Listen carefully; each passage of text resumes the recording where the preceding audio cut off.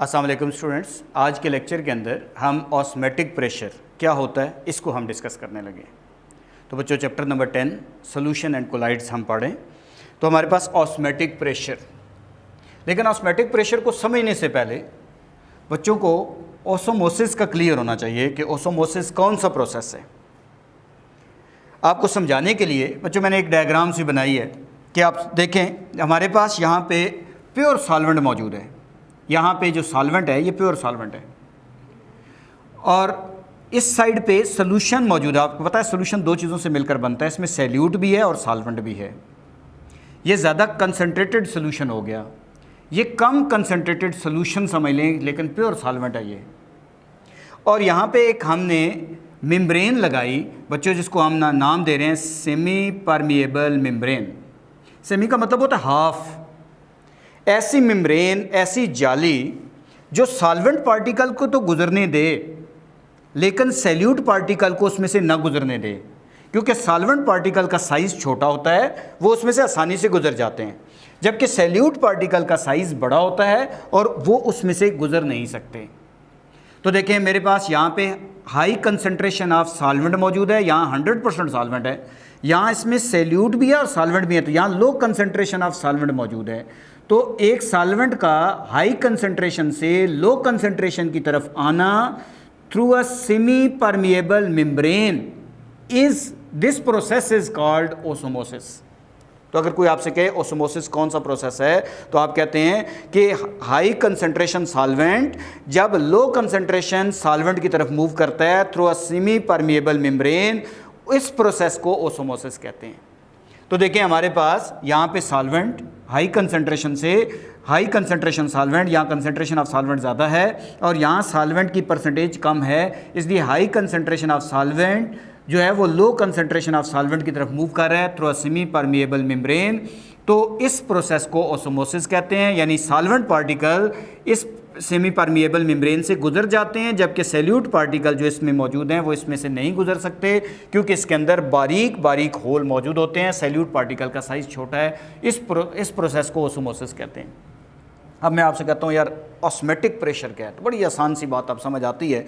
अगर मेरे पास दो कंटेनर हैं, एक में सॉल्वेंट है एक में सोल्यूशन है, दोनों के दरमियान सेमी परमिएबल मेम्ब्रेन लगाई हुई है, तो सॉल्वेंट का सोल्यूशन की तरफ मूव करना, इसे तो ओसोमोसिस कहते हैं। लेकिन अगर मैं यहाँ से एक्सटर्नल प्रेशर लगा दूँ एट 1 atm प्रेशर, तो यहाँ ऑलरेडी होगा क्योंकि एटमॉस्फेरिक प्रेशर तो होगा, लेकिन मैं एक्स्ट्रा प्रेशर एक्सटर्नल प्रेशर यहाँ पे एक्स्ट्रा लगाना शुरू कर दूँ, और अगर एक्सटर्नल प्रेशर मैं यहाँ इतना लगाता हूँ कि ये जो फ्लो ऑफ सॉल्वेंट है toward solution, flow of solvent toward solution through a semi permeable membrane, वो स्टॉप हो जाए, वो रुक जाए, उस वक्त जो मैंने प्रेशर यहाँ अप्लाई किया होगा उस प्रेशर को ऑस्मेटिक प्रेशर कहते हैं। जैसे ऑस्मेटिक प्रेशर को मैंने आसान वर्डिंग में डेफिनेशन लिख दी। ऑस्मेटिक प्रेशर को बच्चों हम डिनोट किससे करते हैं, पाई से, इसलिए इस चैप्टर में जो पाई का सिंबल है वो ऑस्मेटिक प्रेशर का है। तो मैं आपसे कहता हूँ इसकी डेफिनेशन आसान वर्डिंग में ज़रा बताएं, तो आप कह सकते हैं मिनिमम प्रेशर नीडेड टू निलीफाई, निलीफाई का मतलब होता है ख़त्म कर देना। ओसोमोसिस इज कॉल्ड ऑस्मेटिक प्रेशर। वो कम से कम प्रेशर जो ओसोमोसिस प्रोसेस जो कि सॉल्वेंट का सोल्यूशन की तरफ आना है through a semi permeable membrane, इस प्रोसेस को रोकने के लिए जो प्रेशर मुझे अप्लाई करना होगा, वो जो प्रेशर होगा उस प्रेशर को ऑस्मेटिक प्रेशर कहेंगे। तो हम ये भी कह सकते हैं बच्चों, कुछ बुक में ये भी लिखा होता है कि हमारे पास इसको हम ऐसे भी डिफाइन कर सकते हैं कि pressure required to stop flow of solvent toward solution through a semi permeable membrane is called osmotic pressure. ये भी हमारे पास इसकी डेफिनेशन हो सकती है। हमने ये जो डायग्राम है मैंने कोशिश की है बच्चों किस तरह की डायग्राम, क्योंकि फेडरल की बुक में ये डायग्राम बनी हुई है तो अक्सर बच्चे इस डायग्राम में कंफ्यूज हो जाते हैं, तो मैंने कहा चलो इस डायग्राम को भी मैं एक्सप्लेन कर देता हूँ।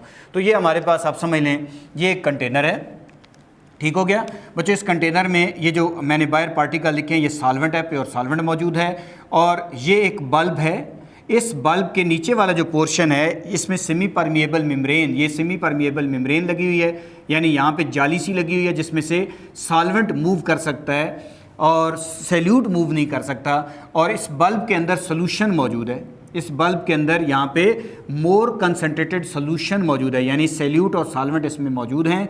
इस सोल्यूशन के अंदर बायर जो है, इस बायर वाले पोर्शन के अंदर प्योर सॉल्वेंट मौजूद है, सेमी परमिएबल मेम्ब्रेन लगी हुई है। अगर मैं इसको थोड़ी देर के लिए रख दूंगा तो क्या होगा कि ये जो हमारे पास सॉल्वेंट के मॉलिक्यूल्स हैं, क्योंकि इनका साइज़ छोटा है तो वो सेमी परमिएबल मेम्ब्रेन से गुजर कर इस बल्ब के अंदर की तरफ जाना शुरू कर देंगे जहाँ पे मोर कंसनट्रेटेड सोल्यूशन मौजूद है। तो इस सोल्यूशन को वो ज़्यादा जैसे जैसे सॉल्वेंट और डलता जाएगा तो ये सोल्यूशन और डाइल्यूट होता जाएगा। आप देखेंगे कि सेमी परमिएबल मेम्ब्रेन की तरफ जैसे जैसे क्योंकि सैल्यूट तो बाहर आ ही नहीं सकता, उसका साइज़ बड़ा है, वो इस मेम्ब्रेन से गुजर नहीं सकता, तो इसलिए जब सॉल्वेंट पार्टिकल इसमें जाएंगे तो आप देखेंगे कि इसमें जो हमारे पास लेस कंसनट्रेटेड सोल्यूशन जो बन रहा है अंदर, उसका लेवल जो है वो इंक्रीज़ होता जाएगा। तो देखें थोड़ा टाइम गुजरने के बाद यही डायग्राम जिसमें सॉल्वेंट मूव करता हुआ बेसिकली इस साइड से सेमी परमिएबल मेम्ब्रेन से इस मोर कंसनट्रेटेड सोल्यूशन को लेस कंसनट्रेटेड सोल्यूशन में कन्वर्ट कर दिया और इसके लेवल को देखो चेंज कर दिया। तो इस वक्त इन दोनों के दरमियान देखें ये सॉल्वेंट का लेवल यहाँ था,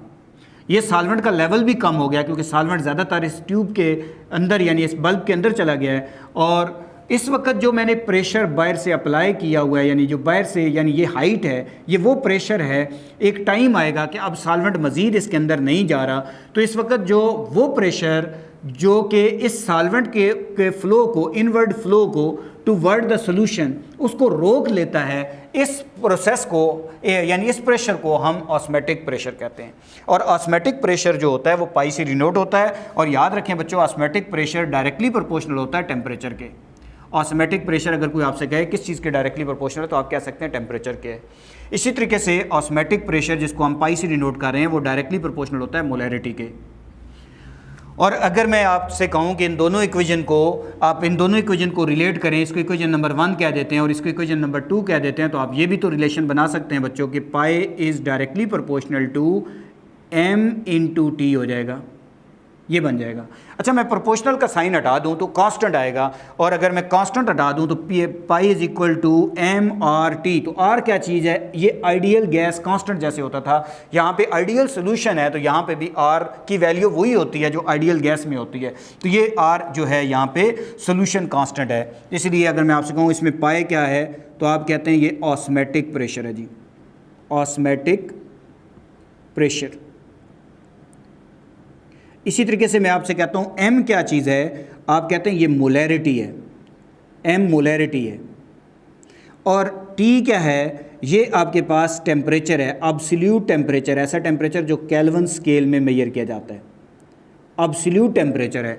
R क्या चीज़ है? इसको कांस्टेंट कहते हैं, आइडियल सोल्यूशन कांस्टेंट है और इसकी वैल्यू वही होती है 0.0821 आपके पास है जूल पर मोल पर, हमारे पास है जूल पर मोल, हमारे पास पर मोल, ये हमारे पास इसकी वैल्यू होगी जूल में अगर आप लिखना चाहें। वैसे हम लिखते हैं 0.0821 ATM डेसीमीटर क्यूब पर केल्विन पर मोल, ठीक है। तो हमारे पास पर केल्विन भी इसके साथ आ जाएगा, पर केल्विन पर मोल। तो ये जूल को, ये कन्वर्जन है। अगर आपने मज़ीद इसको देखना है तो आप मेरा लेक्चर जो है वो सोल्यूशन वाला, जो यूनिट ऑफ आर वाला, वो आप उसमें देखेंगे तो उसमें बाकायदा ये मैं ड्राइव करके यहाँ तक पहुँचता हूँ। यहाँ पे मैंने इसको बता दिया। और ये भी याद रखें कि ये जो मोर्स इक्वेशन है, मोर्स इक्वेशन जो बेसिकली है ये आइडियल सोल्यूशन के लिए ऑस्मेटिक प्रेशर को एक्सप्लेन करती है। तो अगर देखा जाए तो बच्चों थोड़ा सा अगर हम इस पे ध्यान करें तो ये तो वो आइडियल गैस इक्वेशन ही आ गई। थोड़ा सा अगर मैं इसको इधर ही चेंज कर दूं, चलो इधर जगह बनती है, तो pi is equal to molarity क्या होती है? आपने पढ़ा हुआ है, मोलैरिटी होती है जी number of moles per unit volume is called molarity, यही पढ़ते हैं हम, RT हो जाएगा, ये हमारे पास है। और P क्या चीज़ है बच्चों? ये जो हमारे पास पाई है ये ऑस्मेटिक प्रेशर है, और ऑस्मेटिक प्रेशर बेसिकली तो प्रेशर ही है, फोर्स ही है। तो मैं इसको P अगर लिख दूं तो P और इज इक्वल टू NVRT। तो अब आपके पास P उधर ले आए तो PV is equal to NRT। तो अगर आपसे को पूछे तो ये बेसिकली तो कहाँ से आया बच्चों? ये आइडियल गैस इक्वेशन से ही तो आया। ये आइडियल गैस इक्वेशन से ही बेसिकली मोरस इक्वेशन जो है वो आगे ड्राइव है। तो ये हमने मोरस इक्वेशन जो है वो इसके अंदर से याद करनी है। अब हमारे पास इसमें बच्चों इसी टॉपिक के अंदर कभी कभी आपसे पूछता है आइसोटोनिक सोल्यूशन क्या होते हैं, कभी आपसे कहता है हाइपरटोनिक सोल्यूशन क्या होते हैं, कभी आपसे कहता है हाइपोटोनिक सोल्यूशन क्या होते हैं। अब हम ज़रा आइसो का मतलब होता है सेम, तो मैं यहाँ लिख सकता हूँ कि solution having same osmotic pressure, solution having same osmotic pressure,